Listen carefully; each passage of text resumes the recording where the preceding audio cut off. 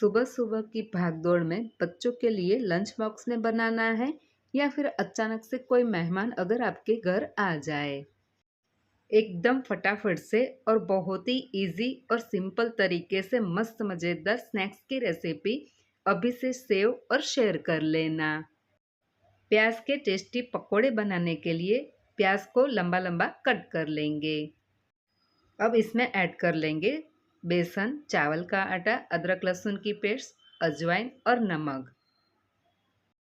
थोड़ा सा गरम मसाला, अगर आप चाहे तो और भी इसमें स्पाइसेस मिक्स कर सकते हो। सभी चीज़ें मिलाने के बाद इसे 5 से 10 मिनट के लिए रेस्ट पर छोड़ दो। क्योंकि हम कुरकुरे प्याज पकोड़े बना रहे हैं तो इसमें बिल्कुल भी पानी और सोडा नहीं जाएगा। 5 से 10 मिनट के रेस्ट के बाद गर्मा गर्म तेल में इसे फ्राई कर लेंगे। एकदम क्रिस्पी, कुरकुरे और बहुत ही मज़ेदार पकोड़े बन करके रेडी हो चुके हैं।